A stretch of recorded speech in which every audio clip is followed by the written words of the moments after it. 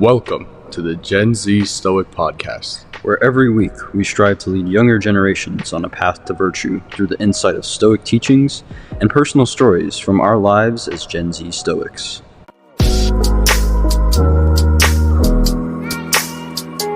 We'll figure something out.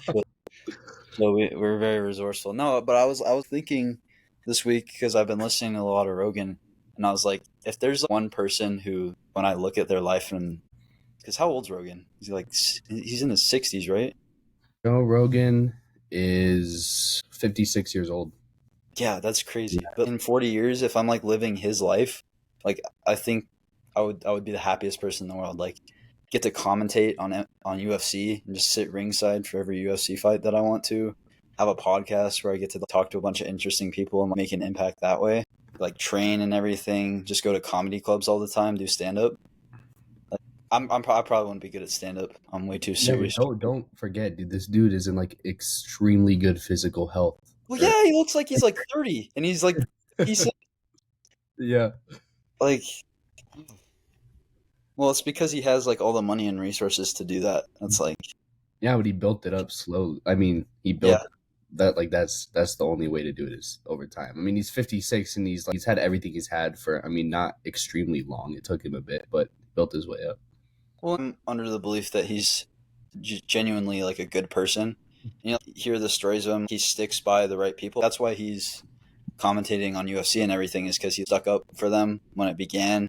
And you had the boxing crowd being like, this is not a real sport. And he was like, no, it's better than boxing. There's that YouTube video or YouTube short where he just goes at it with this boxing dude on ESPN. So it's just things like that. And I feel like if you embody his characteristics, it's not a bad role model to have. Well, I just know a lot of Rogan this week. Well, on his podcast too, like it's not really a structured conversation that much. Like, he definitely has questions that he asks his guests and whatnot, but overall, it's pretty laid back and just two people, you know. Man, well, yeah, it's kind of like the podcasting thing, right? Where you kind of master how to transition into a topic without like I'll use an example. Like he had Tony Hinchcliffe on from Kill Tony. That was 2 weeks ago or a week ago. I just listened to it this week.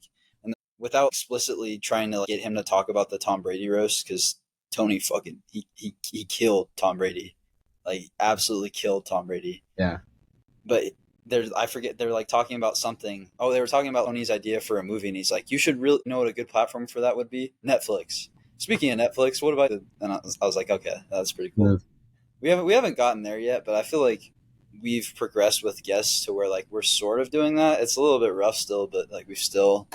It's also hard because we're not in person. Like I feel like it'd be a lot easier in person when we're all three in different places. Like I'm here, you're at your house, and our guest is you're in like a different continent, you know. So yeah, that's certainly true. I don't know. That feels like kind of an excuse though, because I think we still can get a lot better.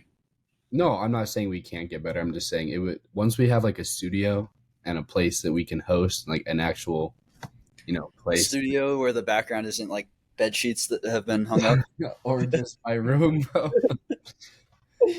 This is all part of the beginning though. I mean, we're still only, I don't think we've even hit 100 episodes published yet. Like, no, I had to go back for our pre-meet the other day and like look to answer a question and look at how many we've done. I think we're like at 65 episodes now, including like the Stoic readings and everything. So the statistic is what, like 400 and some episodes? Yeah, it was around 400 to blow up, but that's the average, right? So it could be more than that or it could be less. Yeah. So I saw this thing and I might have misinterpreted, but it was like most podcasts in order to do well have to do more than 21 episodes, and most people don't do more than 21 episodes. It was Alex Hormozy. Is that how you say his name? You know what I'm talking about? The guy with the long hair who's really jacked. I know who you're talking about. I have no clue what his name is. Yeah, Alex Hormozy. And I think it was something on his page, and it was like the top 1% of podcasters do more than 21 episodes. And I'm like, really? Because I feel like we're definitely not in the top 1%, but we have like a lot of episodes. Yeah, I thought you were going to say Alex Jones, and I was very concerned. I know who that is. Speaking of Rogan, have you seen that video, or not that video, but like on the Rogan episode, he got like choked unconscious? By who? I forget. I think it was like, it wasn't like a It was a professional like MMA fighter. Um, yeah, but like he asked for it. He's like, choke me out, choke me out. Joe Rogan choked a guy out, No, not Joe Rogan. or Rogan he didn't. It or was he somebody got else.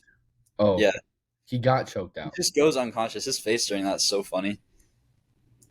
No, Rogan didn't choke him out. He fought Shane Gillis though. That was pretty funny. There's a picture of that where he's like smiling and he's like got him in an armbar. Isn't it? Have you seen the show that Jane Gillis is in with the tires? I think it's called Tires. I think that's what the show's called. I've seen it. I haven't watched it. Yeah. Like for me, my perspective, and maybe this is because I haven't checked it out a lot, is that stand-up comedians do not do well in TV shows. Like it's not their like specialty, their arena. Oh, like their comedy doesn't translate as much. Now Shane Gillis, I think, is just so naturally funny. That's probably not true. But like a lot of stand-up comedians, you see them like transition from like just doing that to like the TV show, and I don't know, their humor doesn't like come off as much in that format. I think the only example I can think of that is there's this older comedian named Jim Gaffigan, and he was in a movie and it sucked and it like really wasn't that good. But I think it's just because comedians are so used to being themselves on stage, like they're just naturally funny with who they are that when they have to act, it's just not that good. Well, and some of the best stand-up comedy is crowd work, right? And that's just like that's improv. Yeah, like Matt Rife, he has insane crowd work. I Like don't know. I don't know. I That's a controversial like person to talk about right there, but his crowd work is pretty freaking good. I don't know. I don't find him that funny anymore because I don't know. His crowd work like is great, but it like feels repetitive. Well, yeah, he does some of the same stuff on like the same like tours and stuff with just different people, and then yeah. But I mean, that's kind of what you have to do. Stand-up comedy for me. I kind of want to. I've never been to a stand-up comedy show. I just see like clips of it on the internet. I kind of want to go to one of those at some point. I want to go to one where there's food, like if you get to eat and then watch people do comedy. I don't know. Okay. I went Okay. to, I went to a like a musical this one time, and it was the Boulder Dinner Theater, and you got like a nice dinner, and then you got to watch a musical, and it was the best thing ever because there was food. Like the food made it so much better. Because if I go to a musical in Denver, and I'm at like the Denver Theater of Performing Arts, and I'm sitting there, and I have to pay like $30 for a thing of caramel corn, and I'm starving and it's hot and I'm thirsty. Whereas I could sit in an air conditioned venue with food and then watch it. Like it's better. Okay. I mean, you're still paying for the food. Yeah, Gotta, but at least you're getting your money's worth of food though, you know? I guess. I don't know. It's just kind of that idea like we were talking like before we hit the record button about like the side hustle stuff and like wanting to make money. It's like things like that, those experiences like I want to save to the point where like if I'm just spending money on it, like I don't have to like worry about it. Because that's for me, like I want to get to a point. We talk about a lot about like money being a preferred indifferent. You can't really, I don't think, be at that point at this age because like you don't know where you're at in life and you have to provide. You have to like we're both getting our own place now and we're having to figure out rent and everything. So it's not a preferred indifferent because if we don't have money, like we don't have a place to live, and that's something like you can be as stoic or as philosophical as you want. Like if you don't have a roof over your head, that's going to be pretty bothersome. So I'm just trying to get to a point. I think we're both trying to get to a point where like we have so much money saved up and invested and just kind of recurring as passive income where you can just spend money on what seems enjoyable and like not worry about it. Well, and that's the thing too, is it wasn't this expensive to just live before. Like Oh my god. just I, I, living I went I went and got a Red Bull because I was writing a paper or no, I was doing that presentation I was talking to you the about, first like a 30-minute presentation. yeah. And it was like 9 p.m. and I was like, I'm not doing this without Red Bull. So I went and got just a regular sized can of Red Bull and a pint of ice cream. Not healthy whatsoever. Very bad for the diet. But Yeah, that it but was that's such a like big school project food it though. was $10. It was $10 for those two things. And then I compared it like the other day. I got this like nice pizza and it was like $8 for the pizza.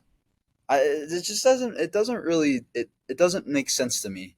And I'm sitting there like thinking in like the self checkout, like how did we get to a point where a Red Bull and a pint of ice cream, which probably costs what like $1 combined to produce and package, is now $10. That's insane. Well, there's these houses. So, like below my campus, there's these houses that they're like not even that big. Like they're these little like stacked on top of each other homes, and they're nice, but there's not a lot of room. They're not beachfront, nothing. It's 9 grand a month to rent.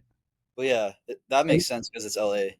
yeah, California but sucks. that's what I'm saying though, is LA's like always been like up there, but it's never been like that up there. I didn't realize how expensive it was. And it's not a big house. It's like a 2 bedroom house. And it's not a lot of square footage. And it kind of sucks for you too because like that's kind of offset because in California they generally pay more, and now they have like the minimum wage stuff where it's an insanely high minimum wage. It's like almost 18. I think it's Yeah, 17. so they pay more, but like when you're like a college student and you're working those minimum wage jobs, it doesn't really translate.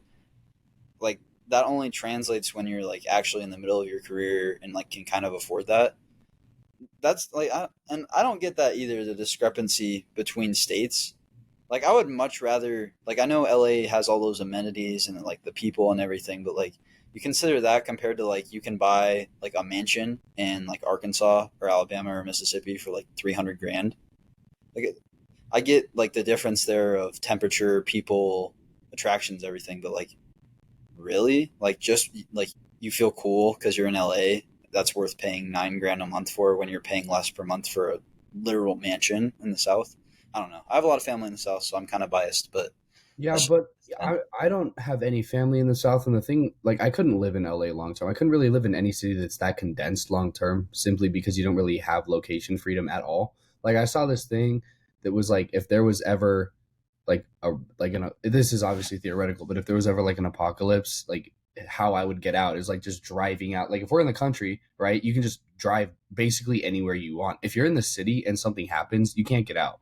Like you're jam packed in there, or in an apocalypse, you can just have your own island, and then it doesn't apply. which we did talk about having our own island, and I think Yeah, it's a very good future goal. idea. Future goal.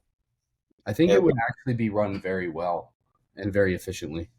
Well, yeah, because it's us too. So there would be no crimes, no trafficking or anything, no Epstein Island situation. Just the Stoic Island.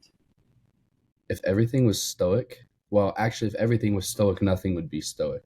But if we ran our own stoic island, I don't think that's true. well, if A everybody, society where everyone's stoic. I feel like that's an idea. I mean, for us, that's like kind of an idealistic society.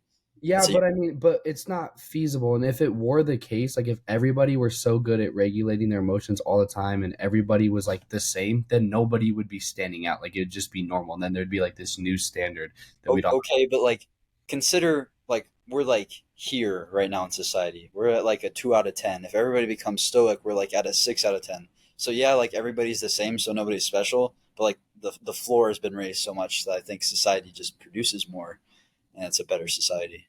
no, it's true. And the only reason we would ever know that is because we've experienced what it's like to live at a 2 out of 10 level. But I'm saying if like you've always been at a 6 out of 10 level and everyone's stoked, then it's gonna feel like it is now. You know what I mean? I If more, guess. I mean, I guess it kind of depends. Like then, like what part of the wave you're on. Like if you're somebody who is like one of the first people, then you inspire a lot of people to like follow in your path. Then you feel good. But like if you're one of the last few people and you just like look around and everybody's doing better than you are, and so you're like, finally, I guess I have to change. Then it kind of sucks. But I don't really feel bad for those people because they made a conscious choice to wait so long to improve themselves. So it's kind of like, oh well. I mean, that's what you get for waiting so long. no, and I agree. I think society, like as a whole, would be like far better off, and we'd get a lot more things done, and we'd have a lot less issues, and in my personal opinion, a lot less war. But it the thing that's kind of interesting is, and it sounds kind of bad to say this, but I'm kind of glad that there's people who are like not interested in improving themselves at all because it makes things a lot easier for the people that are. You know what I mean? It's kind of like the people who don't want to work hard. It makes things easier for the people who do because it sets like a new low bar. Not that I'm saying we want to like, Oh no, I agree you know what I completely. I mean? mean, But look at our generation. Yeah, we don't want people to suck. But it's like if you're gonna suck, it's gonna make all of us look better. You know what I mean? Like if you're just gonna be down there all the time, and we're just gonna be, we're gonna keep climbing and we're gonna keep going up and up. That's gonna make us look better. But it's not. I mean, it's just that's not thinking about it stoically. Thinking about it stoically, we want everybody to be from down here, up here. We want to elevate everybody around us, right? But not realistically. But if you look at it just in that lens, that if there's people who are slacking, and it's going to make it easier for the people who are working harder to do more because there's not as much competition. That's why they say it's easier to get rich now more than ever. It's because we have all these resources, but nobody's utilizing them So all the people that are just getting ahead and ahead and ahead. Yeah, I don't think it's a Stoic contradiction to say that like there are some lost causes out there and that benefits us. I think it like because it's not like Seneca was out there teaching the masses, right? Like he wrote letters to like one dude, and that was like the role model that he presented himself as. Marcus Aurelius was like a famous leader, but like he wasn't teaching the masses and trying to improve the masses. It's this like you want to improve society, and you obviously want to idealistically have like that cosmopolis where like we are one global society that shares the same values, but it's not. I mean, it's out of our control to change other people, right? Basic Stoic principle dichotomy of control. So if there are lost causes out there, which there certainly are, um, there's people who are never going to come around to I should better myself for positive values, and they're just going to stick in their negative space. But we can't control that.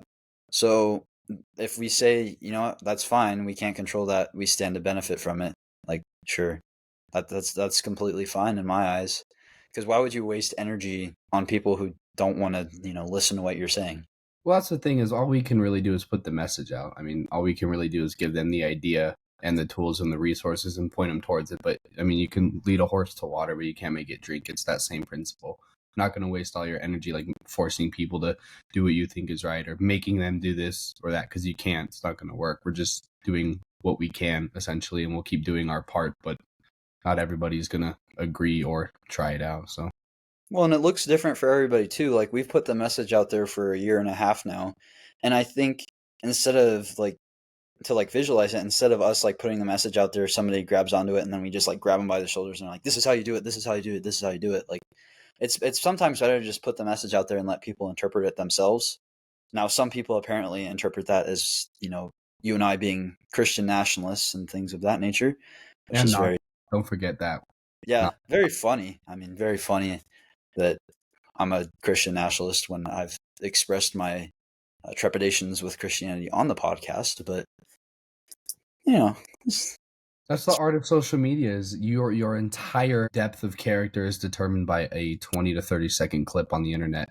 And if people who are so witful come across these clips, they can determine the entirety of your worth and your being based off of that one clip. So thank you for the people that have figured us out based off of those clips. You really yeah, stumped they us. figured out the secret agenda. Actually, the Yep. Our secret agenda. agenda is hidden behind stoicism, right? We're actually pushing for a nationalist, Christian nationalist, neo-Nazi type thing. That's actually all what we're about.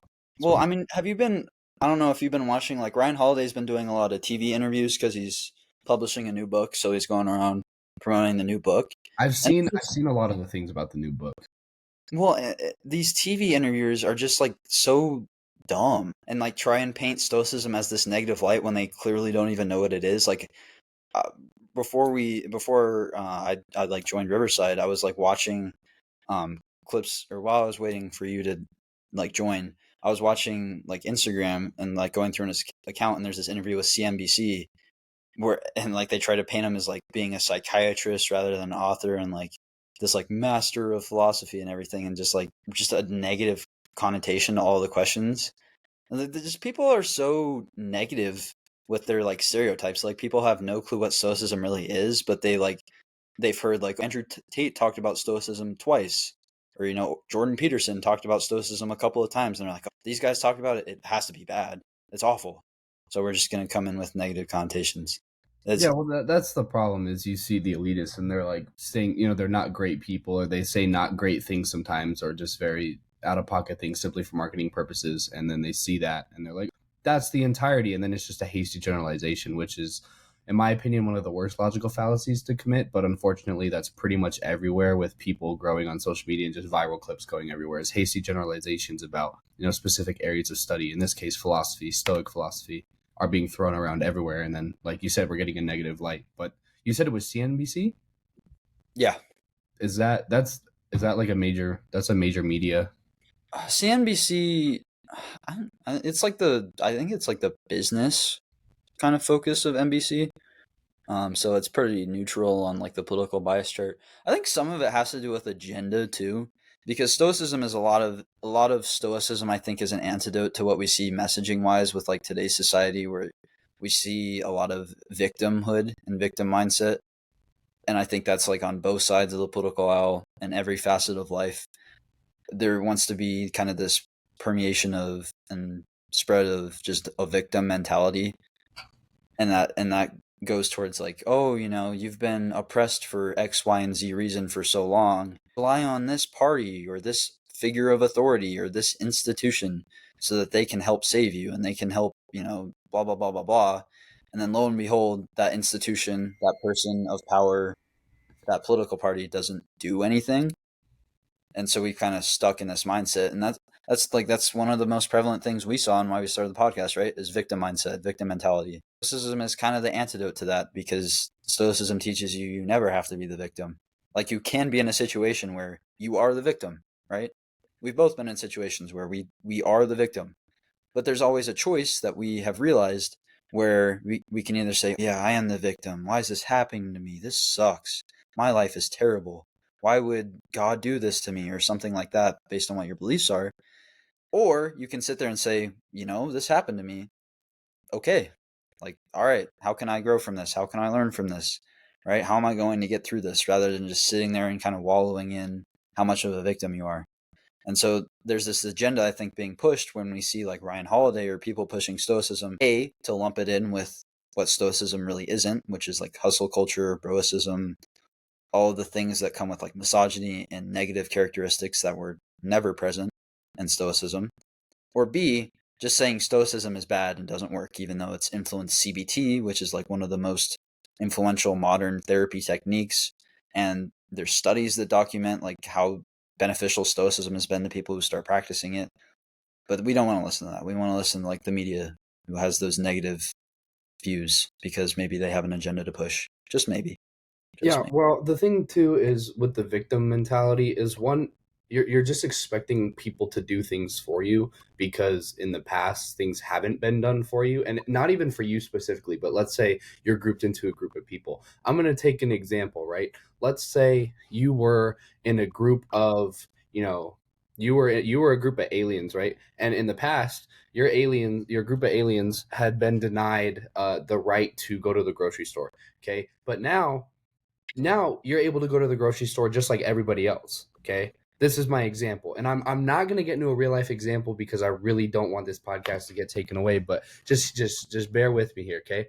But now every time you go to the grocery store, you have to remind people about how you were never allowed to go to the grocery store.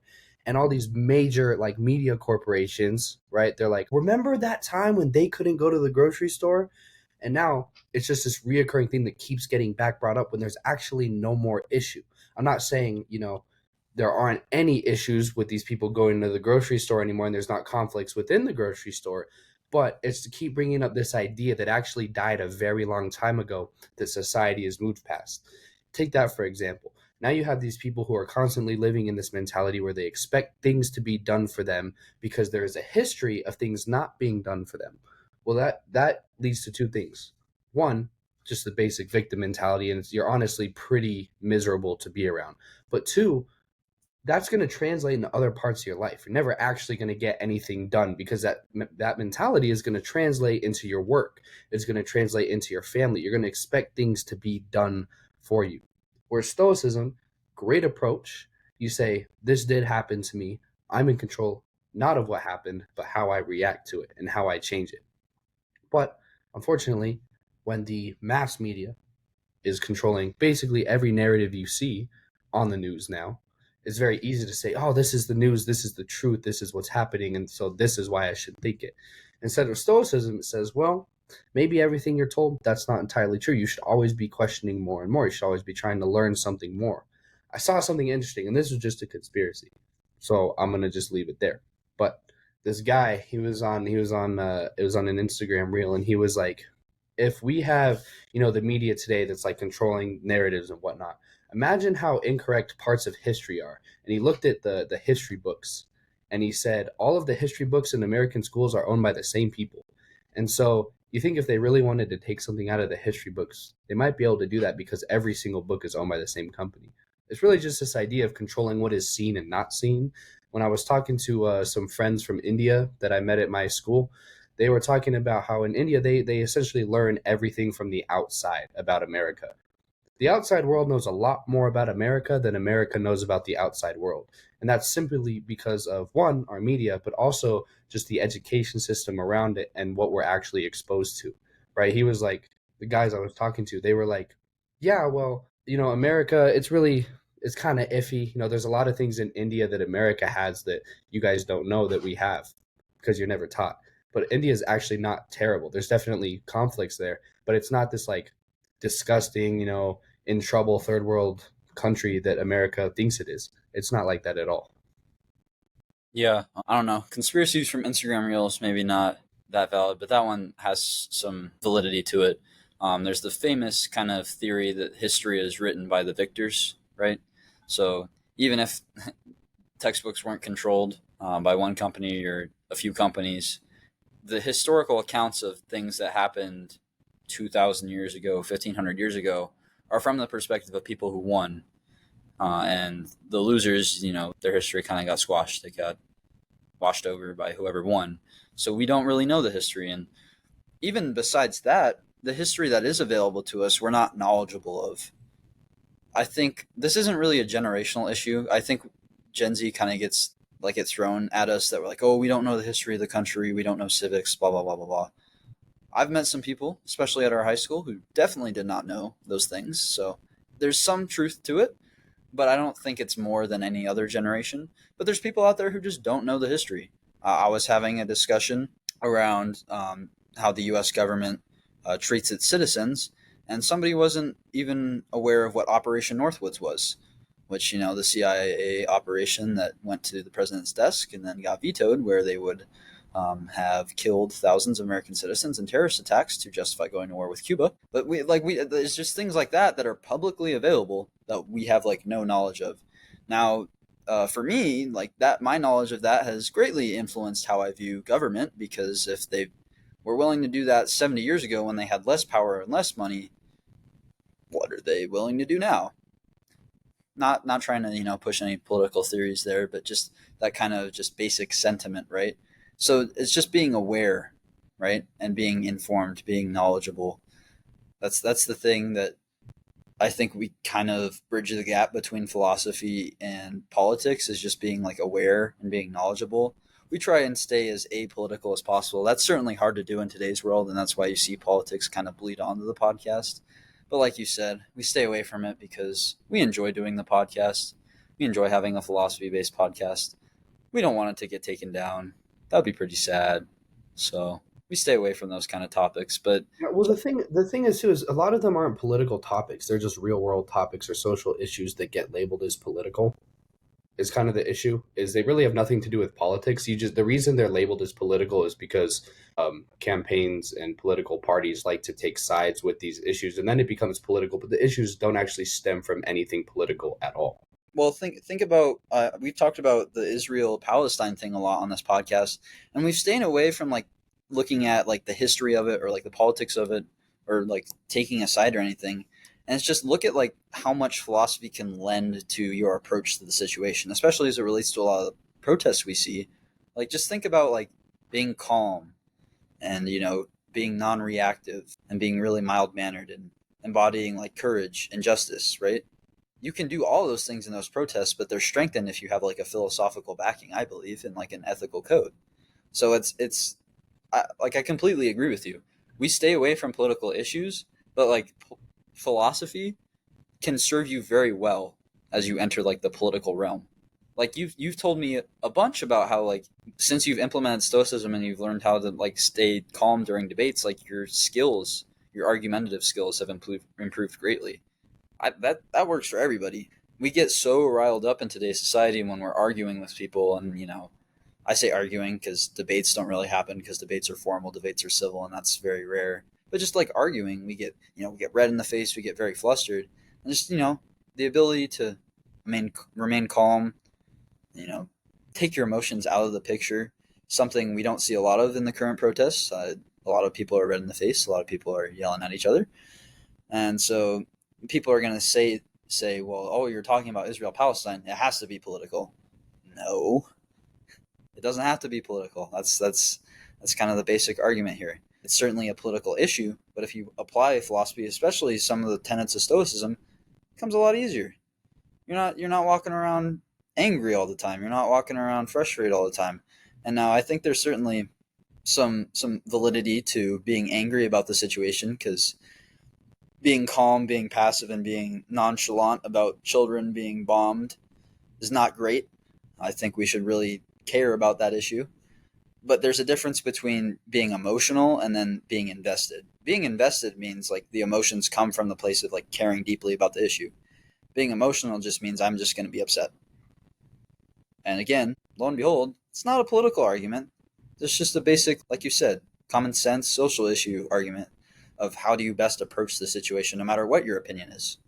Well, the thing is, too, is when you approach it from a political perspective, at least in America, I know you and I both feel the same way about this, that the two-party system is not great. And so when you approach it with the two-party system mindset, then you're approaching it with the mindset that one answer is right, one answer is wrong. That whatever it's a zero-sum game. So whatever victory one side accrues, the other side is going to accrue an equivalent loss. And that's completely untrue, because we know that with issues like that, and if you approach it from a Stoic lens, Stoics were never one side is always right, one side is always wrong. Stoics were open to compromise. Stoics were open to negotiation. They were open to all ideas, because no idea is a bad one, except for maybe like let's commit genocide of a ton of people. That's a pretty bad idea. But you get what I'm saying. You get the point. And so I think, and yeah, to your point, like you said, when I was in LA and I was really getting in touch with the podcasts and I was really practicing what I was preaching with these Stoic principles, there were debates that I had, and I say debates because I think even if one person can remain calm, it's more of a debate than if both people are arguing with each other. But there were debates I had where I was not as informed as the person I was debating with, or just not even debating, just discussing ideas and opinions with. And yet, just the art of being calm and rational and using common sense in an argument without getting flustered, it took me a long way. And in the end, it actually led the person and the people that I was talking to sit back and question where they were coming from and sort of think about things in a different light. And I'm not saying that means that I won. I think that means Stoicism won. I think Stoicism, the art of being stoic in an argument or in a debate, and if that allows the other person to question their initial beliefs, I think that's the greatest art of all, right? It's taking someone out of their closed mindedness or fixed mindedness, or not even that, just taking someone out of their set beliefs and allowing them to discover other ones. I think that's the biggest win of all, is allowing us to explore other solutions or other options, or if we want to make it political, other like negotiations with other countries or foreign affairs and things like that. Yeah, the two-party system. I think it has to do everything with like labels. We have an episode on labels. We talk about labels a lot, and labels really are pointless. Like you mentioned, the fixed mindedness. Like they just close your mind off to things. The two-party system is just a labeling system, right? Where you see people on this side are like conservatives are X, Y, and Z. They suck. They're terrible people, and then they're like, oh, liberals are woke and blah blah blah blah blah. And when you generalize such a broad population, never goes well. Way generalizations. And interesting thing I always think about labels, and I don't think we brought this up during our labels episode, is like labeling yourself as a Stoic. Historically, like Seneca never labeled himself as a Stoic. Like I don't think it was mentioned like specifically in his works himself being a Stoic. Marcus Aurelius never called himself a Stoic, neither did Epictetus. It was about lived values. I just think it's interesting. I've kind of, even though we have a podcast centered around Stoicism, Stoicism is central to a lot of my moral values. I hesitate to label myself a Stoic anymore because of the fact that like it just closes yourself off from other schools of philosophy, especially as somebody who, like I'm really big into reading other schools of philosophy. We have Kant's Critique of Pure Reason here, which is a horrendous book to try and read. It's his best work, which is not saying much because I don't really believe in deontology, but it's terrible to read. It's so awful to read. But my point being, I think just avoiding labels altogether, even like with your values, just call them your values. There's nothing wrong with labeling yourself as a Stoic, I guess, because we both have experienced it. It's a pretty great thing to be. There's definitely worse things to label yourself as. We'll just go with Yeah, that. I think labeling yourself as a stoic means you're content. So in a society that doesn't seem very content, that's great. Like, but in all honesty, like if we're really walking the walk here with labels, I think I hesitate to call myself a stoic anymore. Right? A lot of those values align with what stoicism is, but they're my values, and they might change. And I don't want to feel like resistant to that because I have to think like, oh, wait a minute, how does this relate to stoicism? Like, no, just how does it relate to being a good person? And again, like I'll make the argument that most things that I find in my life lead to good ethics, good decisions, being a good person, also align exactly with what the teachings of stoicism are. But we don't want to restrict ourselves to like one school of philosophy because like these schools were made what, like 2,000 years ago. A lot of these schools, like modern trends change, and so you need to be able to have your philosophical leanings and your moral beliefs change with them, right? Yeah, well, and it's funny because our podcast is quite literally called the Gen Z Stoic.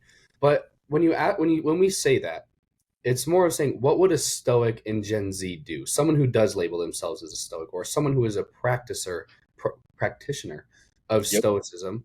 What would that look like in Gen Z? What would that look like in the current digital age? And so you're right. I have no shame in labeling myself as a Stoic myself because I know what being a Stoic entails. Now, if I were talking to somebody, I would say I am a practitioner of Stoicism. I would not say I am a Stoic because that means I am only a Stoic to people who are closed minded. Now, being a practitioner of Stoicism means I am practicing these certain values. And I think because you mentioned, as we have paralleled Stoic values with simply good moral values, we say we're just working on being a good person. But where do our good person values come from? Well, for us, it's stoicism. That's where it's pretty much deeply rooted. But that goes for everybody, right? Everyone tries to be a good person, but not everybody's a practitioner of stoicism. So everybody has a set belief system that they've rooted somewhere, and they have paralleled it to being a good person, and that's exactly what we've done.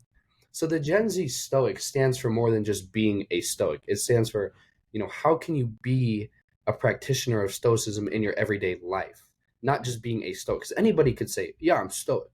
I got into an argument the other day and I didn't even react. I'm stoic." It's like, okay, but do you live by courage, wisdom, justice, and temperance? Sure, you may have dealt with temperance there, but are you a coward or are you courageous? So, and that's not saying you have to knock everyone on the head in order to be a stoic or to. That's why we're practitioners of stoicism, because in order to practice, that means you're going to make mistakes. And obviously we're not perfect with stoicism. This has been a journey. We've only been doing this podcast for a year and a half, which is kind of crazy because it feels like we started not that long ago. But everything is a practice. Faith, religion, that's a practice, right? Whether you are and if you're in philosophy and you believe in existentialism, that's a practice. Taoism, that's a practice. Everything is a practice, which means it will be imperfect. And Stoics knew that. Stoics knew that everything is meant, like the imperfections and everything make things perfect, if that makes sense, because everything has its flaws. That's what makes everything worth trying or experiencing and whatnot. So I think it's a That's good point. that's living with accordance with nature, right? The imperfections aspect, like the imperfections were made by nature, so we should appreciate the imperfections as we do the perfections of an object. And one thing I think about when we talk about like contemporary stoicism, how many times have you heard like athletes in like their interviews and they're like, I was just completely stoic today or something like that. Like they sink a clutch shot or something. They don't let their emotions get the best of them for like that event, and they're like, oh, I was feeling really stoic today. And now I'm pretty sure they mean like the small s stoic, which is like a adjective, versus like capital S stoic, which is the full set of beliefs. And I think you're right. We talk about, we label ourselves the Gen Z Stoic. I think that leaves a lot of room for like different interpretations of Stoicism, because like I said, this was founded what, 2,000 years ago, give or take. Not the podcast, the School of Philosophy, but Yeah, yeah. yeah, we're actually 2,000 years old. That'd be great. Yeah, but it was founded 2,000 years ago, and we've mentioned things like there's Stoic philosophers who are like, don't read books, right? Like limit yourself to like a few good books that you can rely upon and just reread them. That's not necessarily bad advice, but they didn't live in a time where books were severely undervalued because books were all they had, right? They didn't grow up in a time where there was social media that replaced books. There were ebooks that replaced books. So I think like that's just one example I can think of the top of my head where maybe we have to shift away from what Stoicism taught 2,000 years ago and instead say, in an age where like our attention span is this long, and social media has kind of replaced books, and our generation does like to read books, which I'm very surprised by knowing some people, but generally our generation likes to read books. But like books have become less popular because they've been replaced by all these electronic things. So now is the time to take a stand and say, no, read books more. Reading books is great. It's not a waste of time. You learn a lot from them. A lot more than you're going to learn from scrolling through social media or anything like that. So just one example off the top of my head. And a lot of people I see that are more towards like the academic side of philosophy take issue with that for some reason, where it's not just us specifically, but like a lot of like the Daily Stoic and other Stoic channels kind of change the teachings of Stoicism a little bit. And they say, well, they're just doing that so they can get an audience and make money, and they're ignoring what Stoicism really means. That's not true. I think the Daily Stoic, many Stoic channels have a good understanding, and I think we also have a good understanding of what Stoicism means. We have just risen above like saying Stoicism is perfect and we don't need to alter anything, and we just look at it critically, right? The dichotomy of control is awesome. The concept of amor fati is awesome. Memento mori, awesome. These things that are inherent in Stoicism are great. They are awesome. They're what Stoicism is about. We fully incorporate them. But there are also some not so great teachings that are part of Stoicism, just like any other school of philosophy, right? Like there's some not so great parts of it. And so our acknowledgement of that is not saying like, oh, well, this is part of it, so we have to live it. It's how can we improve these things so that we can make it better? And so that's what I don't get. I'm on the Stoicism Reddit a lot and the philosophy Reddit a lot. And I talk philosophy online a lot because my mother and my friends outside of you obviously don't want to talk about philosophy. And they're like, dude, quit it. Like, shut up. Nobody cares. So I have to go online for that. But there's just that kind of argument online and like the more academic spaces where it's like, oh, these modern Stoics, like they don't acknowledge the full sphere of Stoicism. We do. It's not. It's just we don't have to live all of the Stoic like teachings because some were wrong. It's like the concept of a lot of scientific people who were very, very intelligent but didn't have the technology we do back like 500 years ago. They were wrong, but we still appreciate their greatness, and we have now changed their teachings, but still acknowledge their intellect. You know, philosophy and science aren't hand in hand there. There's obviously the metaphysics of philosophy that goes more into the scientific aspect. They don't go hand in hand, but there's similar arguments to be made there. We can change the teachings and still fully acknowledge, like, yeah, the Stoics had some things that were dumb, but that was also 2,000 years ago, and we have improved now, so we can now improve the teachings. One of the biggest thing that I can think of, like example wise, that we acknowledged is in Stoicism, but we don't necessarily agree with. And for the record, because we don't disagree with it, doesn't make it wrong. And it's just something that we're looking at Stoicism stoically, right? We know that it's not going to be perfect, so we're going to stoically analyze the school of philosophy itself. But the biggest example I can think of is Zeno believing the founder of Stoicism, the creator, Zeno.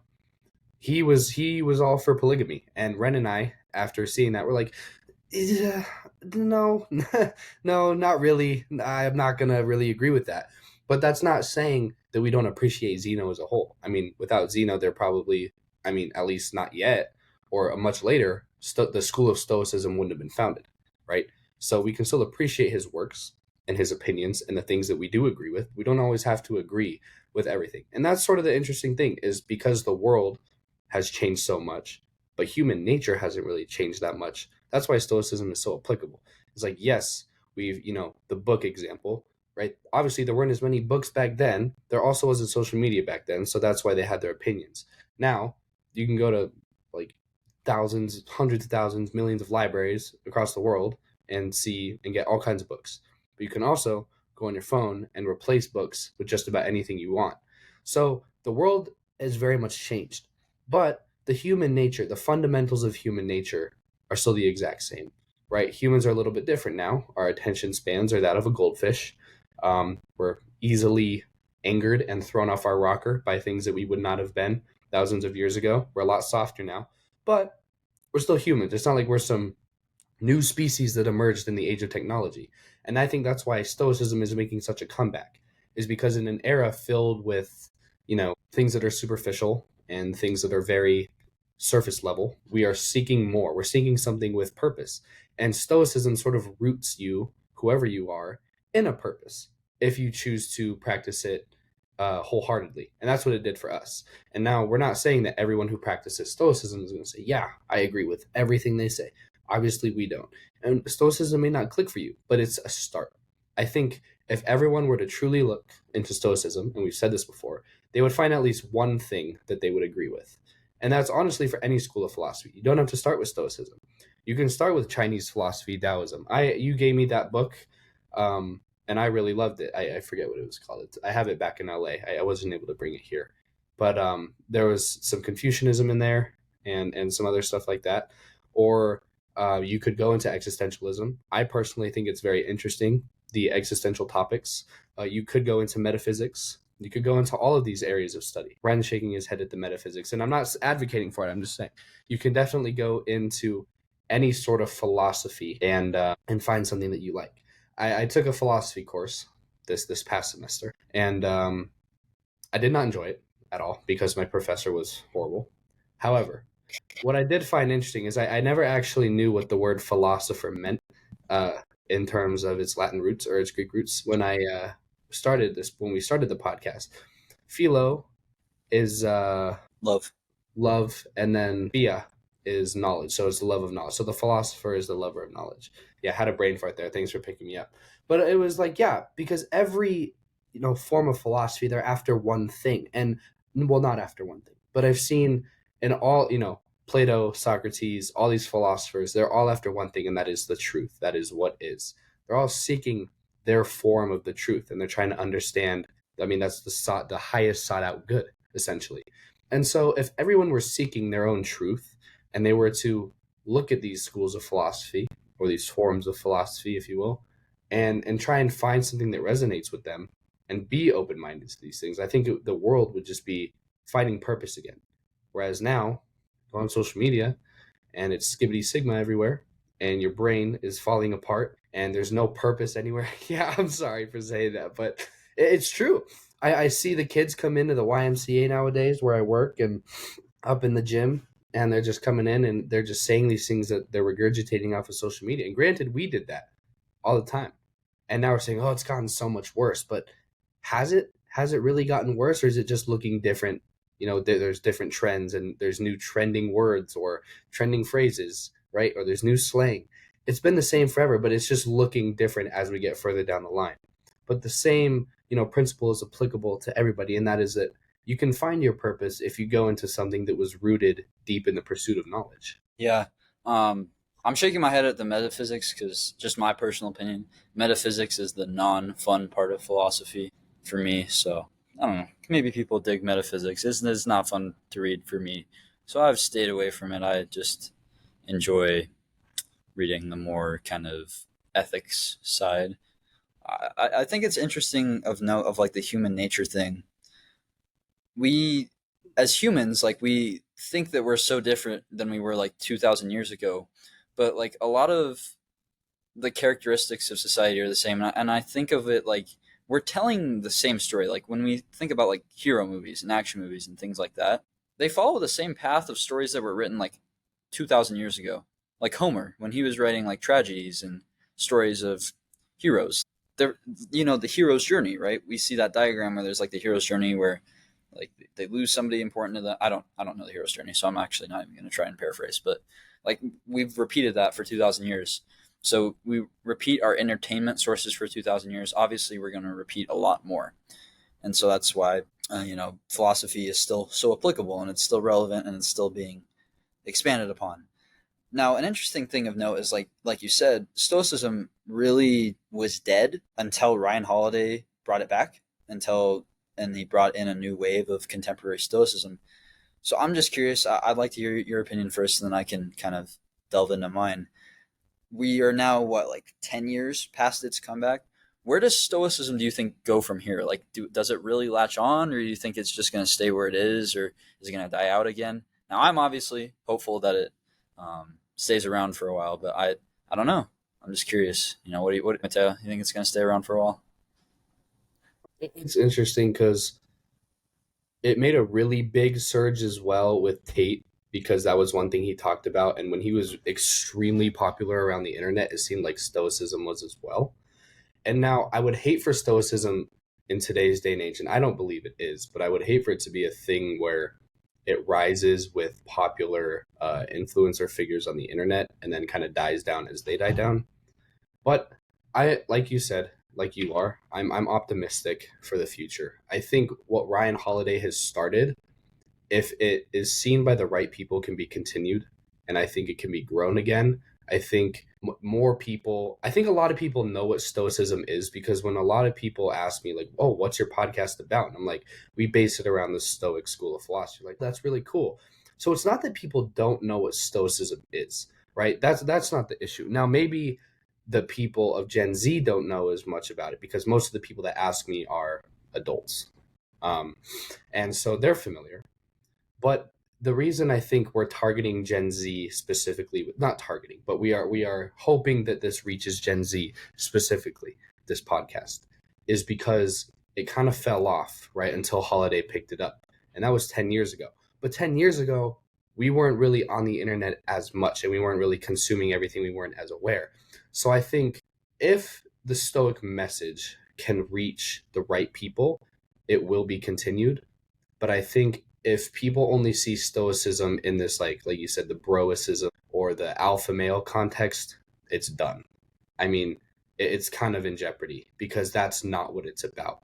If people can, and that's exactly why the only reason I really hope this podcast can really grow is so it can reach people and hopefully deliver the message of stoicism that we are trying to portray in the correct light, that we believe is correct. Because then I think if Gen Zers are influenced by the message that we're giving out and they see it as positive, then they will relay it to their kids or to their peers and whatnot. Just how Stoicism grew in the beginning, right? Stoicism started with 12 people ish on that back porch, and it was being taught, and then they went out and they told all their friends about it, and then it slowly expanded into what it is today. So I think if we can reach, the right people who are willing to take action, then it'll grow. And I'm optimistic that Stoic values will, be present in the future, because I think there will always be a small batch of people who believe in it. But whether those people are willing to use their voice to stand up and defend Stoicism and keep it alive, that's a different story, right? We are willing to build this platform up and voice it. So regardless, there always are going to be people that believe and practice Stoicism. Whether it's going to remain not necessarily a popular, but I guess like a mainstream belief that is known, pretty well known amongst a lot of people, that's a different story. So I could see it going down two paths, right? Getting into the hands of the right people with the right message, or staying kind of what it was around the COVID era, and then kind of, spiking up here and there depending on who's promoting it. Yeah, no, you hit it on the head. I think it really just depends on who's like carrying the message, like who's the face of stoicism. Not that there really should be one specific face or anything like that. But if it's people who it's like Ryan Holiday who are doing it for the right reasons and are well educated, and dare I say ourselves, right? And instead of people who hijack it for broicism purposes, then it will be successful, because I think that for all the kind of hate that we get and for the controversial statements that we still make somehow that are controversial, you know, it's the people who I'm really trying to sound humble here, but like it's the people like us who are doing it to like spread the message of like living a good life rather than like being extravagantly successful, where it should really resonate with people. And I think another reason why we targeted Gen Z is because we need it at a generational level, and I think Gen Z more so than millennials or Gen X is the generation who might accept stoicism, because in our generation, right, we've rejected a lot of institutions like the two-party system. A lot of people in our generation hate the two-party system. A lot of people in our generation believe higher education has failed and it needs a lot of reform. A lot of people believe healthcare in this country sucks. Like, our generation is very negative towards a lot of institutions that have been held for a long time. Like, we had Ryan on the podcast, and his platform is completely revolutionizing the mental healthcare world and that kind of institution of like therapy and things like that. There's so many people in our generation who are like that, and I think stoicism goes really well with that mindset. Like, it pairs really well with that mindset to challenge those institutions and like stand up for what you believe in, right? Obviously, one of the four cardinal virtues is justice, and that seems to be another. It seems to be justice seems to be a pillar of value in our generation as well. So I think that And there, courage. I would say yeah, courage is most exactly there, because we're having the courage to go against it as right. well. we just struggle with temperance. We struggle with self discipline. That's what we struggle with in this generation. So stoicism is a good pair there, because it's like we have the ideas, we have the vision of what we want to do, but a lot of people in our generation struggle with motivation, and I think that boils down to self discipline and that temperance aspect. So that's where stoicism comes in. Um, Both of us have had our individual passions that I feel like we've pursued more heavily since we've integrated stoicism into our lives. Me with a lot of political activism stuff and getting a lot of change there. And I think, it's just something that our generation, if they truly look into it and they do utilize resources, not just podcasts and podcasters, but actually reading the texts and incorporating the knowledge into their life, our generation is going to be great. Like, we're going to be a great generation because we're going to have all four of those values and we're going to apply it to great things. It does boil down to where the platform is, but I don't think it's going away. I don't think it's going to go to a dead space like it did for so many years before Ryan Holiday and everybody of contemporary stoicism. I agree. And as much But as I hate to credit it, I would say social media is a big factor in that. yeah, no, I agree. It will. I don't think it'll die again, but I don't know. I'm I'm hopeful. I'm optimistic, like you said, that it takes off even further from where it is now, and we have a lot of people. I think it'd be really great if we had a candidate, a political candidate who had stoic values. That would be awesome. A president or somebody in some sort of power who had stoic values and talked about it openly. That would be great. That'd be somebody who I would feel comfortable voting for, because I don't feel comfortable voting for anybody right now. But not to get political, so just like that kind of popularization. And we talk about all the time with our podcast how, like, it's going to take a lot of time. We talked about at the beginning of this episode, right? We're at like 60 episodes. Usually takes like 400. It's just laying the groundwork.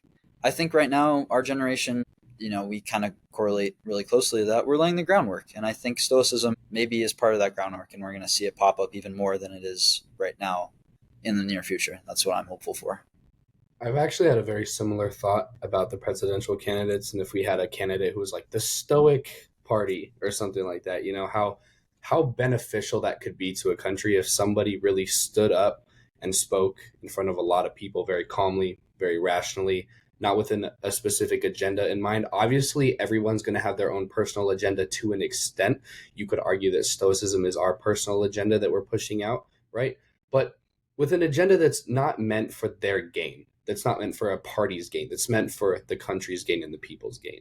And now every candidate's going to stand up there and say, I'm for the country, I'm for the country. Well, it's pretty clearly reflected in the actions and the policy that that's not entirely true.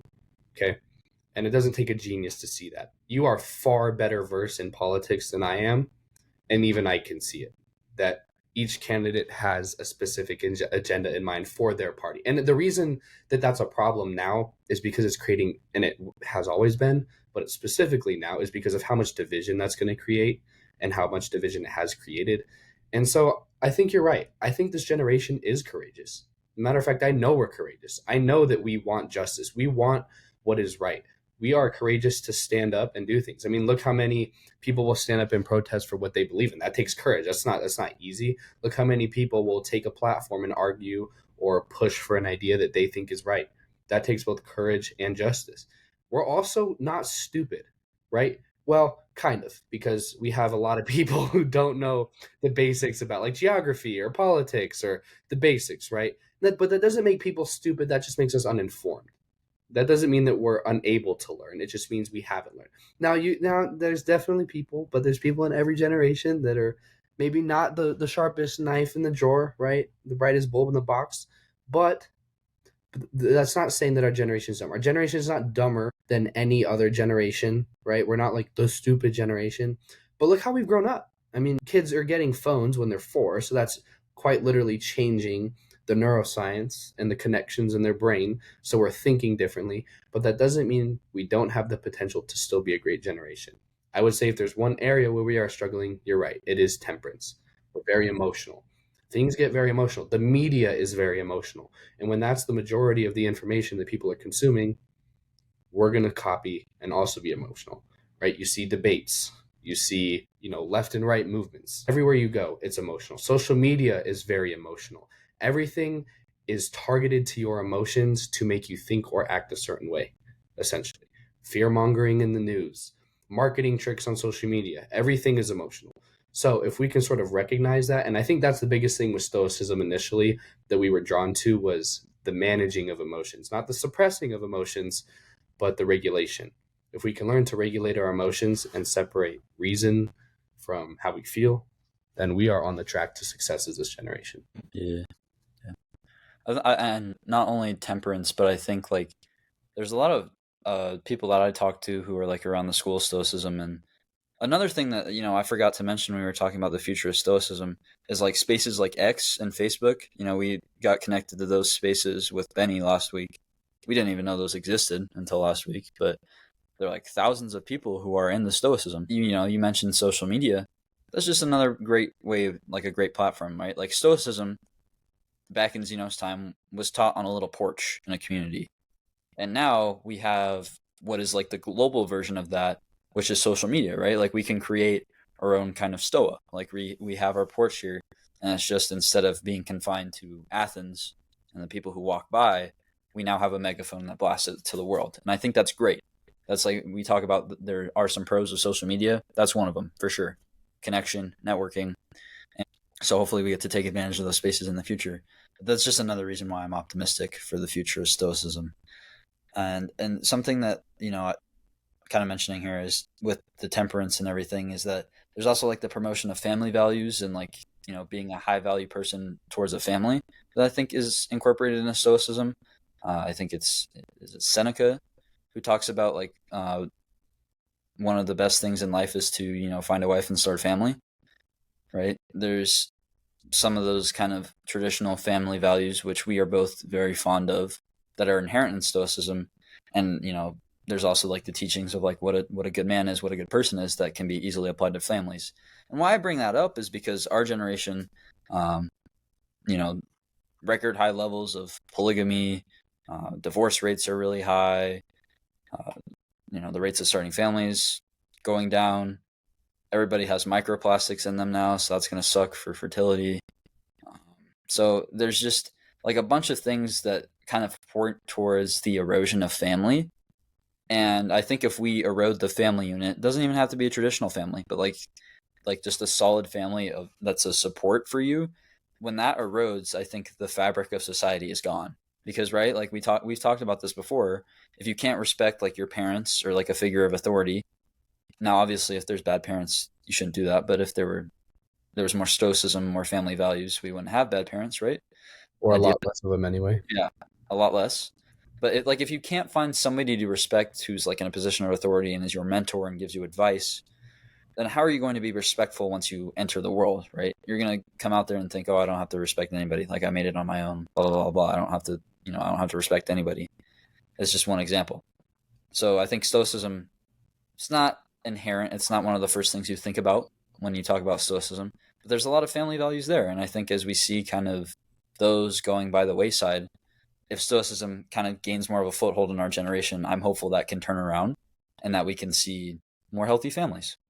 Because I truthfully like do believe if we can see more healthy families, we see a more healthy society, and that's one of the keys to bringing our country back together. I think it's not talked about whatsoever when we talk about like division in this country. But if we want to solve that, how about we prioritize family more? It doesn't have to be traditional families, but traditional family values, I would say, where you're there for one another. It's a support network, and people bring different things to the table. There's just more of that. I think that's one of the keys to eliminating division in this country, and it's something that if you follow stoicism, you'll find goes very well with that. Yeah, I full heartedly agree, and that's also a big reason. This I'm not making this a religious thing at all, but that's also part of the reason why I started getting into Christianity a lot was the importance of family. Now, it's important to note that we're not advocating for the traditional like family roles. We're just arguing for the traditional family characteristics. And what I mean by that is, like you said, taking care of one another, protecting one another, loving one another unconditionally. Putting family over money is a big thing. Now it's very hard today because back in the day, I mean, really only one person had to work to provide, but now it seems like both people have to really stress and work their butts off to make the money to provide for their family. And that's tough because that's another thing that's tearing up the family dynamic is the expense of living. And there's so many things in the world, and you listed, a good amount of them that are kind of taking away from the traditional family. And it sucks, because one of the things that I think this generation has, and it's not because they hate family or they hate people or they don't want a family, is people like, I want to put my like career first. I want to get a lot of money first. I want to do all these things first before I have a family. And now there's nothing wrong, with wanting to experience the world or, have a great career and whatnot. But I think putting the de-emphasis on family in that way is sort of contributing to the problem. And the reason I say that is because, yes, it's important to be financially prepared before you have your family. But what I think is that if you have a healthy family, you can live those experiences with them, right? You can do things as a family. Now, I'm not saying you have to do everything as a family. Obviously, my parents got sick of me, right? They were like, I need a break. I need to go on a vacation and hire a babysitter and whatnot. Totally understandable. But it's this big idea that family first. Your family is supposed to be the group of people that you trust the most and that you are the closest with. Now, this term has really emerged recently as, family, but not by blood. And that's because you have people who aren't from healthy families who have to go and find other people like their friends who aren't related by blood, who are more of a family to them than the people in their own home. That one is a beautiful thing that we can make those connections like that. But two, it's also kind of sad that people can't go home and feel safe and feel, cared about or protected or heard. That's a big thing. And if you really, like Ren said, if you look into these stoic values and these stoic principles, following them, and implementing them into your life, it's almost impossible to not build, obviously not a perfect family because nothing's perfect, but a healthy one and a strong and stable family using stoic values. One thing that Ren didn't mention today, but we've talked about a lot, is the violence in households. How practicing stoicism would, and I this obviously isn't a statistic because it's never been experimented, but we would bet essentially our life savings on the fact that if stoicism were practiced in the household, you would see a drastic decrease in household violence. And specifically here, we're talking to the men. We are talking to the men of the household here for a couple reasons. One, the men need to be in the household. You see a lot of these kids growing up without fathers, and they grow up and they react. They're very reactive. They can be very impulsive.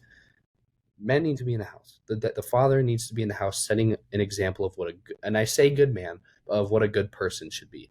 Now, the reason I say man is because typically for a son needs a good father, and so does a daughter. But specifically, sons need good fathers just as they need good mothers. And having a strong father in the household gives a son an example of what he should grow up to be like.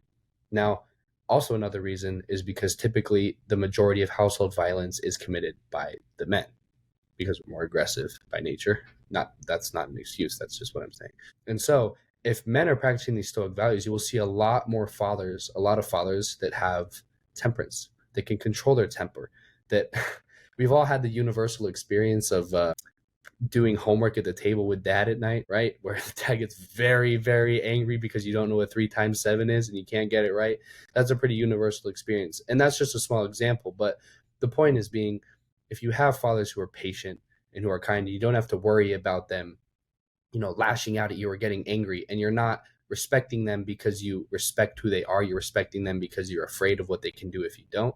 That's when we start to build that healthy family. Yeah, I'm kind of wary to get in this argument, but I actually am under the belief that now, obviously, ideally, you have a two-parent household, and that's what we advocate for. But like, if you're having a single-parent household, I'm under the belief that men are more beneficial when it's more beneficial to young men when it's a single mother rather than a single father, because a lot of those like aggressive tendencies, like you said, and like the masculinity aspect, I think come more naturally versus there's like a learning curve of how to be kind, how to be tender, like how to kind of temper that as a man because you need both. I think like as a man, we've done an episode on traditional masculinity. We've kind of redefined masculinity a little bit, but I think it's like a real man is somebody who is adaptable and like so what I mean by that is when mental fortitude or physical strength or things that are traditionally masculine are required, you're able to do that. You're able to have that mental strength, hold down the fort, be able to physically do tasks. That's great.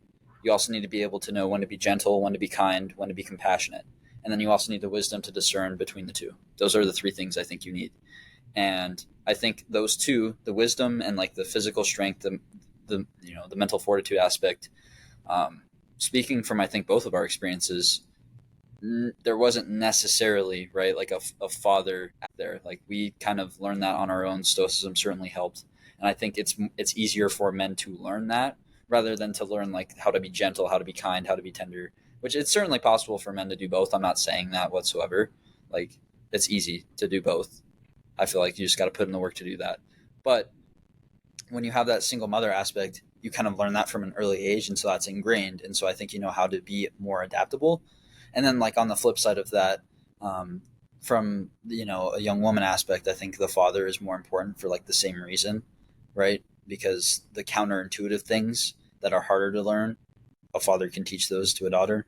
So I'm wary of getting into that argument. Kind of curious what your opinion is on that, but No, like that's I think go you ahead. have a good point because obviously for a large portion of my life I was raised by a single mother, and obviously that's correct. And I've noticed that in my personal experience that she taught me, a lot of emotional things and how to be emotional and kind and gentle and whatnot. So I 100% agree. I think the aspect that I was getting at with men not being around as well is, I guess you could even say, more of just not a good father figure role model, one who's very in and out, right? One who's very, I guess, not around, but is still technically around, but really isn't there. I guess it could be a better example The bare because minimum. The bare minimum, father. exactly the bare minimum. Because it's going to differ in every scenario. You're going to have scenarios of all of them, but we're typically speaking to the majority right now.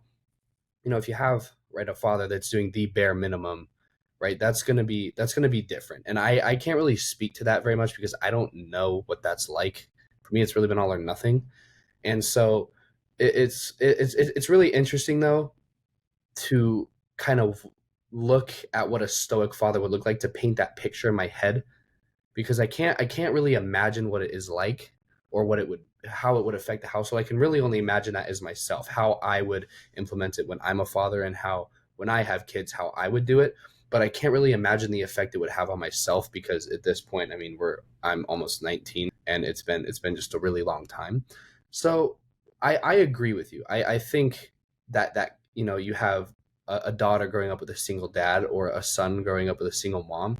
I think those are really interesting dynamics that are very good. That can be very good. I would say I would agree with that sort of, teaching the opposite thing growing up, like you were saying. I think that's definitely true. But optimally, we would want both Yeah. in a good way. And the thing that's cool that could be misinterpreted as well is, and you mentioned this with Benny, and I thought it was a great point that you made, is the whole thing about being stoic and being masculine or feminine. It really doesn't have anything to do with being masculine or feminine. It just has to do with being a good person, because anybody can be stoic. And if anybody's stoic, it's not about being stoic, it's about being a good person ultimately. And you said, I don't really remember verbatim how you said it on the podcast with Benny last week, but it was such a good point, because we have redefined, right, what traditional masculinity would look like to a stoic, or traditional femininity to a stoic. But what's more important than any of those things is how both of them were based around family. Both of them were based around putting family first, right? And the people that you love first. It wasn't about sticking to the roles or anything like that. It was about family, and how everything should be family oriented. And I thought that was a great point. And then I'll let you elaborate on what you mentioned last week. But Yeah. So we did traditional masculinity, traditional femininity, and our conclusion for both, right, was that the traditional masculine man and the traditionally feminine female, like they are equal, right? They are equal, but it doesn't look the same, right? And so what I think we mean by that, and I don't want to speak for you, Mateo, but I think we're very closely aligned on this topic, is that like they play different roles, but because they are both equally such a good person, they are equal, right? yeah, Like I mean, they can be equal but different. Like, they provide different things, but that doesn't have anything to do with, their value. They're both equally as important. and if you focus on just being a good person and not saying, well, I have to embody these specific traits because I'm a man or these specific traits because I'm a woman, then you can adapt, right? So then if like you unfortunately are thrown to a scenario where you're a single father or you're a single mother, you can adapt and you can fulfill that role because you are such a good person. Like because you're going to learn how to fulfill that role and you have faith in yourself to do that. I was reflecting honestly after that episode. You remember after we put out the like masculinity episode, and then we literally like went into the speech and debate class to defend ourselves on it because there were like some people who were angry about it. Yeah, I do. I was just thinking like how proud of us I was in that moment because we came in and there was a few specific people who like were obviously not agreeing with what we were saying and thought it was offensive and all the things like that. And then we spent like what 20 minutes? It took 20 minutes of like answering questions, If that, it wasn't even that long. I and think. all of a sudden they're like, okay, all right. And like I was just thinking about that after the episode, and I was like, people here like this is what a traditionally masculine man should look like, or this is what a traditionally female woman should look like, and they just get so angry like from the start. Like, how dare you talk about that issue?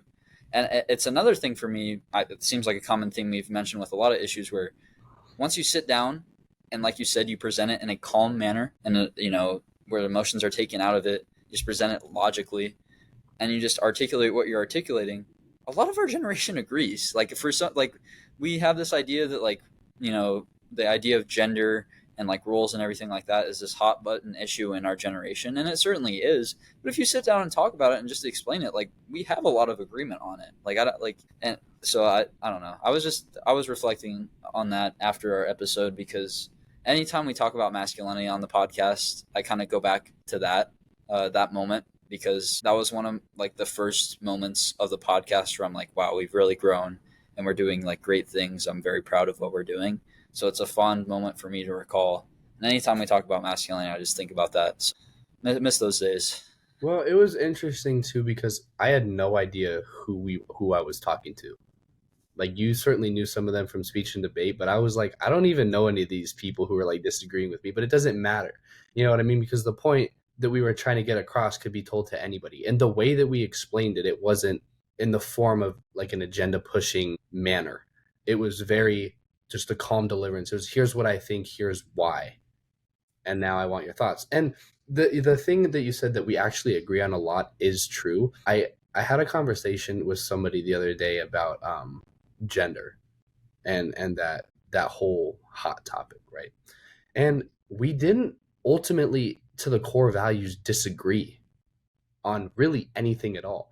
But one thing that I think is really throwing us off is our definitions of words that we have, right? We define the words as some like so I whenever I need the definition of word, I look it up from the Oxford Dictionary. Okay. I take it very literally. I like to have it on paper. I like it written down. Okay.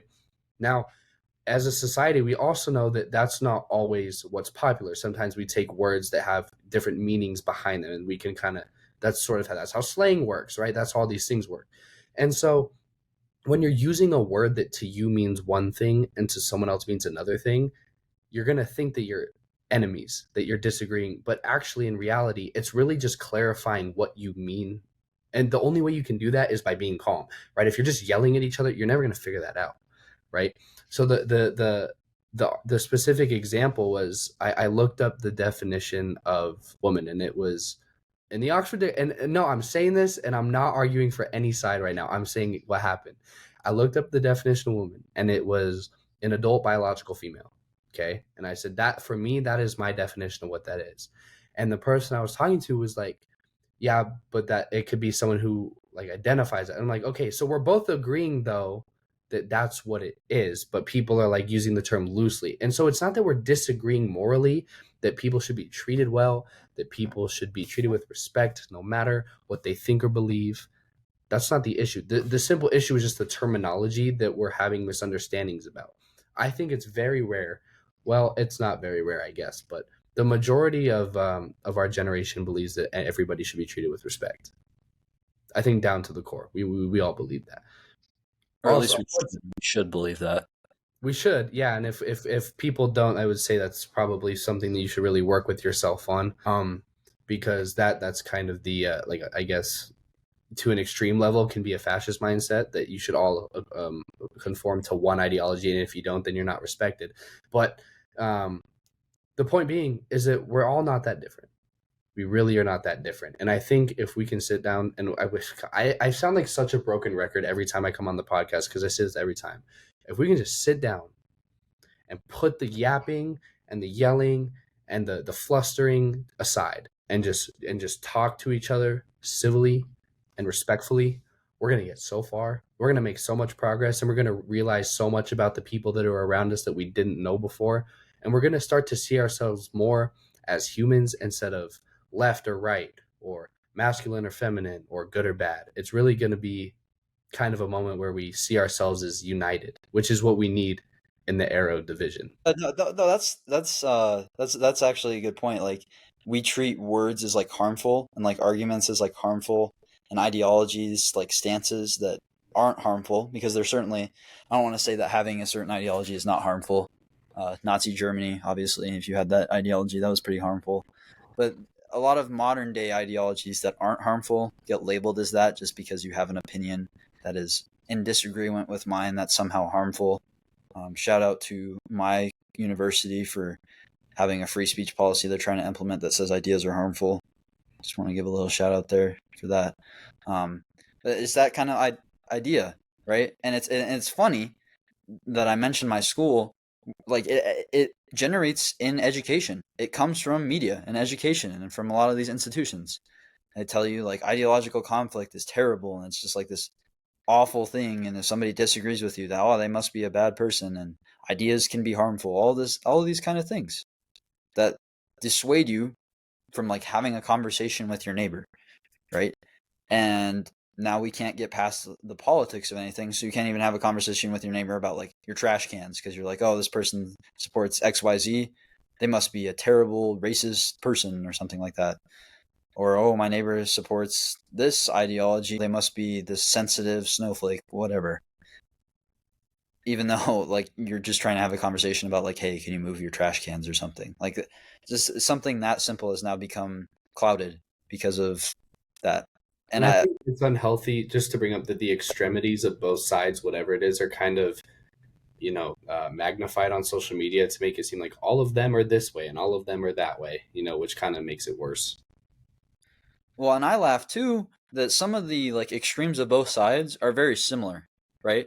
Like if you look at like the tendencies that we see from people who are so-called on the far left and so-called on the far right, a lot of they have different opinions, but a lot of their strategies and what we critique them on are very similar.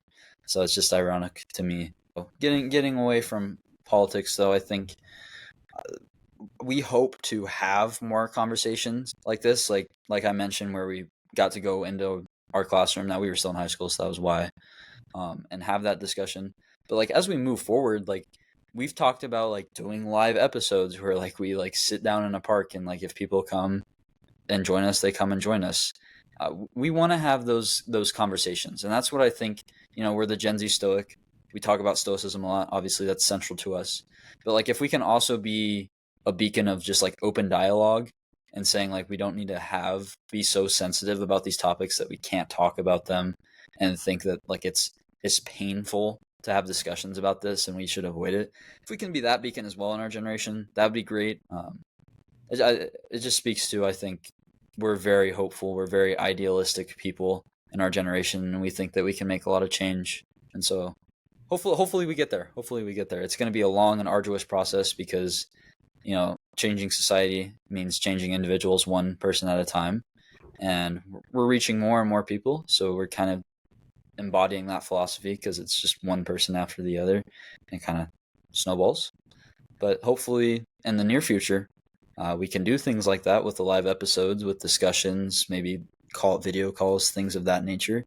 Because conversations like these, I think, hopefully are entertaining, first of all, because we don't want to put out boring episodes for our audience, and are also informative and helpful. So if we can do those three things, I think that's kind of our checkbox for every episode, and that's what we want to move forward with.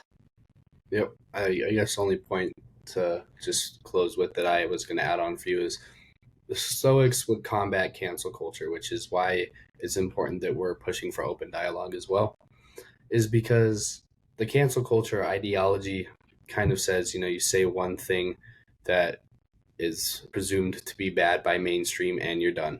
Everything that you've worked for, gone. Everything that you've built up, gone. No, you can't come back from it, gone. And that's kind of wrong for a couple of reasons. One, I mean, that's kind of taking away this art of forgiveness that comes with stoicism. Is we all have friends who have made mistakes. I've done wrong. You've done wrong.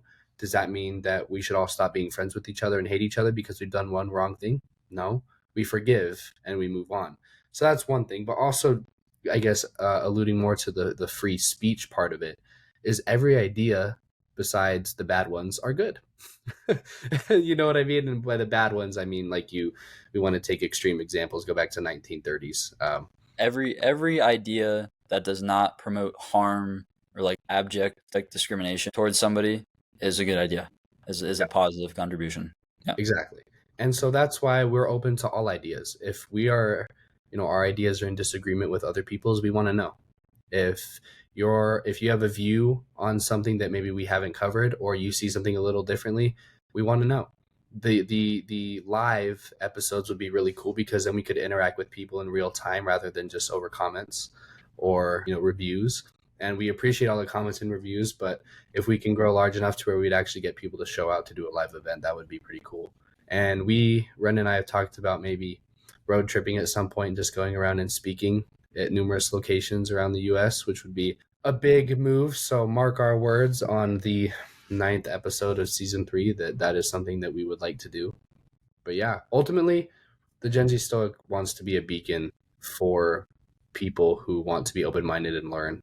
And we're optimistic that Stoicism will stay alive. We think that if it gets into the hands of the right people and it reaches the right audience, that it's not going to die down. We don't think it's going to die down regardless, but we think that it can grow into something bigger like it used to be, which we believe would drastically help the generation. Yeah. I feel like we are the embodiment. It's not a Stoic quote, but it's something that can be paraphrased into a lot of Stoic quotes, that it's be the change you want to see in the world. And I think that's, we have a lot of big dreams. We talk a lot of big game in terms of live episodes, wanting to tour. We were talking about going to Greece before we hit record, seeing where Stoicism was born. So we have a lot of big dreams, and we're hoping that our audience and what we say is impactful enough that we are able to fulfill those dreams through the podcast. And it's kind of that symbiotic relationship where, as we hopefully are informative and truly help people with their lives and becoming a better person, we are sort of reciprocated with being able to spread that message to more people, and also some enjoyable experiences that can inform us so that we can then in turn inform people better. So ultimately, we have the big dreams of being the change we want to see in our generation and really being leaders. And we're hopeful that one day that happens. We're pretty confident it will be. And once that point happens, we hope to inspire even more people to do that, because it shouldn't be just us. If we had more people who are our age who are doing Stoic podcasts, that would be tremendous. That would be awesome. And so my final piece of advice, I'm a broken record too, because I feel like I say this a lot, but if you're listening to this and you have a passion, you have a big dream, drop what you're doing right now and go chase it. Obviously, make smart decisions. Don't abandon everything, right? Have a backup plan. Have something that keeps you, sustained. But chase that dream and go be the change you want to see in the world. So this has been a little bit of a different episode format. We tried a little bit more conversational, kind of back and forth. We'll see how it goes. We get like 3-4 people who listen to the end of the episode, so they'll hear this. But we'll see how this episode goes. And if those 3 or 4 people really like this episode format, let us know, and we'll keep doing it like this. So with that being said, this has been this week's episode of the Gen Z Stoic Podcast. I've been your co-host, Ren. And I've been your co host, Mateo. We will see you all next week.